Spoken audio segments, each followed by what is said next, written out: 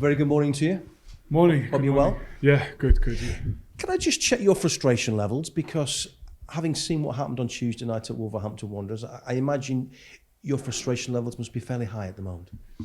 On the moment, but you have to learn to manage this in the job, and always turn it into something productive. My way to deal with these things is to get up the next morning and go again. But it's an important mindset.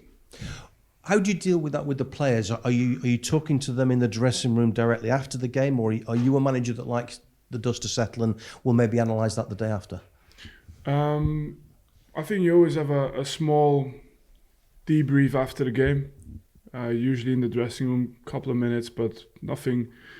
Sometimes there's a lot to say, sometimes not a lot, and then the next day. But always, we have another game now on Saturday, so it's also leading into that next game.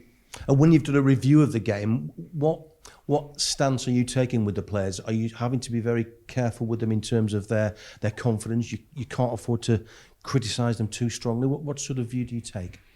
I mean, the way to come to judge a performance objectively is best after you've done your review. So you do your review and you analyse, obviously, every phase back of the game. And I'd say start of the season, there was so many correction moments, so many working points, things that we really needed to sort on the training ground. And as you go through the review of the last games, in many occasions, there's a good blueprint, a good template of things that they're actually starting to do well at this level. Result, obviously, rightly so, takes the prominent place in everything we do, and therefore you can't make certain mistakes. But in terms of the game flow and what they do, and objectively speaking, the team's been on par with a lot of the teams we faced recently, but we have to bring it over the line now. In terms of injuries, how's Luca? Because he came off after just half an hour. Yeah, it's bad news for us. He's going to be out for a while apparently. So yeah, we'll do everything we can, obviously, to make sure that he'll get back, healthy and ready to go again.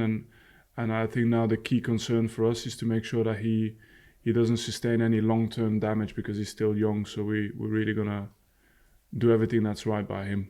What's he done? No, I can't really share the medical details, but it appeared that in a collision he did something to his knee. We think he's going to be, like I said, long-term fine, but for now, short-term, we have to give him the time to recover. And I know timescales are difficult with injuries, but are you saying you're not going to see him till maybe after Christmas? Or I'd like to think he'll still play this season, but it might be towards the end of the season. That would be a significant blow both for you and for him, clearly. Yeah, but past the fact that it's a blow for a young player, and I still think it's for someone else now to step up and wear the shirt in a way that Luca has done it. I think as well, him being young, I still think in these moments, it's just like with defeat and injuries in these moments, if you can keep your head calm, you can really get better, get stronger from these moments. So I hope I have no doubt that he'll come back stronger. But for us, short-term wise, yeah, it's an undeniable blow. How's Lyle? Lyle's making good progress, yeah, and we've just spoke about two names, obviously at this level where every detail, all the margins count. It could be better, but as well, I think that we will recover both players, and when both players are ready to go again, we'll benefit from them being Burnley players. Again, I guess with Lyle, you've got to be very careful in terms of time scale. You've got to allow him the time to get back on his feet. Any indication at all of when you might see him again? I just know that he's getting good care, and he's in a better place than he was, I think, 4 weeks ago now. So let's put it in this way. The most I can say is I'm hopeful. I'm very hopeful that it won't be too long before he's able to come and help us again. With those two players not around, does that impact your plans for January in the transfer window?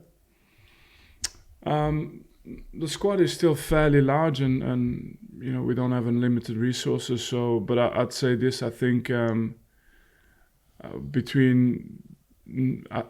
I think if we can find a way to improve the squad drastically, we'll do that. But if it's just to add numbers, that's not what we're out for. So you might see 1 or 2 or 3 names get floated around, but they would have to. There would have to be real needs. There's a couple of positions where we don't have maybe as many numbers, but there's a few positions where we have good numbers. And how tough is a trip to Brighton, bearing in mind they won again last night? I think they've gone up to 25 points. Yeah, they're it's funny because they've become one of the top sides now for me in this league, right? And I remember playing against them in my last ever Premier League game, which was about 4 years ago. And the progress they've made since is incredible. I think they stayed up on maybe the last game of the season or the game before that, and we won the title there. So that was my last game there. But 4 years ago, I think we had 90% of the ball or whatever, and it was a game that we expected to win. And if you look at the progress they've made since, they've managed to establish themselves in every way possible as one of the top teams in this division, and that's due to many things behind the scenes as well. The winner was scored last night by a teenager. I just wonder whether that fact and the progress that they've made, is that an example of maybe that Burnley would want to follow in terms of the way that club's grown? I think the model is certainly. I mean, they've had.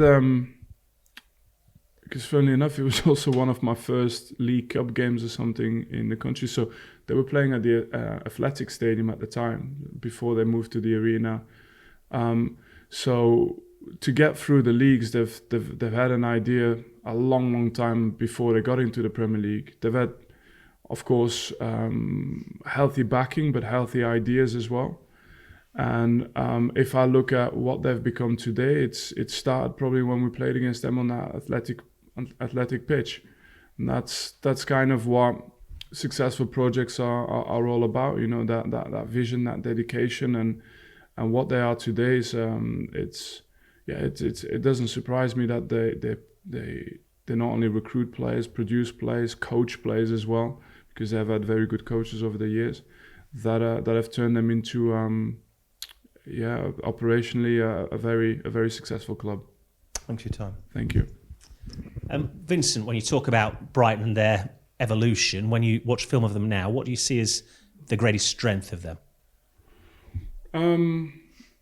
No, I think they're very complete in many areas, and they've done that really well. The profile of the players that they have fit exactly the way they play, and they're all either. They've got a good mix between experienced players and promising players for the next level. And the strength of it all is when you're able to sell a few players and bring new players through that actually give you either something different or maybe even further strengthen the squad. And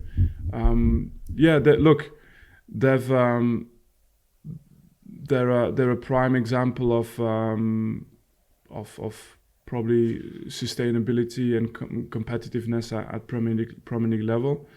But for us, it's just another tough game, like every game is this season, How do you approach the challenge that they pose? I mean, Sheffield United have been there this season, proved you can take something from there. And I think last night's victory was their first at home since September. So do you see opportunities?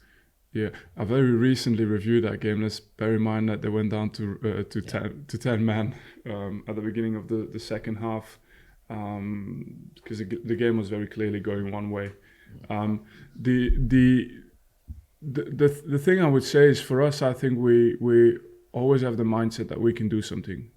We do. I felt like that when we played against Wolves. I felt like that when we played Palace, even Arsenal, and the team has that belief. Now, to get it over the line is what we're talking about now, is that one moment where J-Rod is one-on-one with the goalkeeper, put in the back of the net, the decision-making in the first phase when we have the ball. And in so many occasions they do it well, because we do create from a number of situations. But it's that final bit that we need to get right. Do you feel you're closer? Yeah, because like I say, if I look at it objectively and I go through the game, there's very, very good content there. And there's clear improvement of individuals, of the collective. But it means nothing until we get the result, right? I mean, it means something because in the discussions I've had with you guys over the last 12, 18 months, I've always spoken a lot about the difference between saying you want to win and actually what you have to do to win. So I believe that what we're doing now will lead to us winning. But in the moments when you don't win, you get tested. Your resilience get tested. But it's there. It's there. Thank you. Thank you. Hi, Vincent. Just on Luca, he came back on Tuesday, didn't he? He tried to play on, so presumably he felt he could run that off. No, but when I think these type of injuries, when it happens, you never know the extent of it. Sometimes it could be, you feel like it could be a bang, it could be, but it's only when you get into in the scanner that you know what you've really done. And unfortunately for us, it's not good news. You do have good wide options, though, don't you? Jakob Brun-Larsen has been in the team of late. How have you assessed his development this season? Yeah, is one of the players we have in wide areas that we think are exciting. And with him, it's always been a case of basically him fulfilling his talent. You know, he's always been a big talent, and he's had ups and downs in his career. But what he's got is he's got a tremendous attitude. So anytime you need him, anytime he can be relied upon. I still think he's got a lot of margin for improvement. He would know that as well. I think the talent he can be even better. But what you always get with him is a player that's 100% committed, and that's always nice to work with as a manager. I guess having come off the bench at Luton and scored as he did, and then his composure against Sheffield United, that must increase his confidence no end to actually be able to deliver on the pitch. Yeah, I think so. And but the biggest thing I'd say is that Luca was achieving a level at the moment that he was a little bit on a level of his own at the moment. So you don't just replace that by putting another person in. The other person's just got to do what something that he's able to do, right? that himself is able to do. So the big thing for me now is, okay, we don't have Luca anymore. Can we use the best of either Brun-Larsen or Odeberg or Mikey Trezor or Anna Zaroury or Benson, so we've still got players that, Goodmanson as well. I'm going to forget names now. I should have never started with a list. You do have good options there. Yeah, because the one player I forget, we'll look at this at the fine print. But my intentions are just to say that we have to now rely on other players to bring what they've got to the game. Why do you like so many of those type of players in your squad?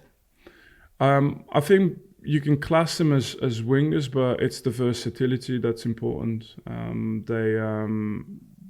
But I don't think we're doing anything revolutionary. If you look at the squads now in Premier League teams, most teams have got, and I don't know whether it's us recruiting for that or players actually getting educated like this more through the academy, through the youth systems.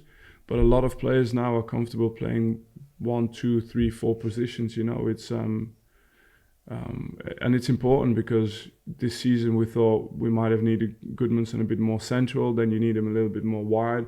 There's always that combination of what is your defensive task defensively, what is your defensive task, what is your task on the ball, and players who can be a little bit more versatile, they help you a lot with that.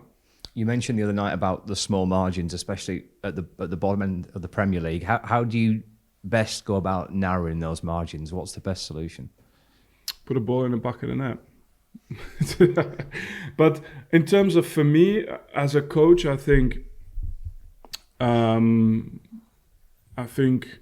just always do everything you can to help them improve. I think part of it is to give them a structure. that they can play out more often, and therefore they get better. To give them, again, principles, habits, standards of not just playing but behavior as well throughout the week, and then accept that it's a league where the stakes are very high. So you're not fighting relegation without having a team that's going through moments like what we're going through. So I have to be able to support the players in these moments as well, not just look at them and say, why aren't you doing this? I fully expected this, and I'm fully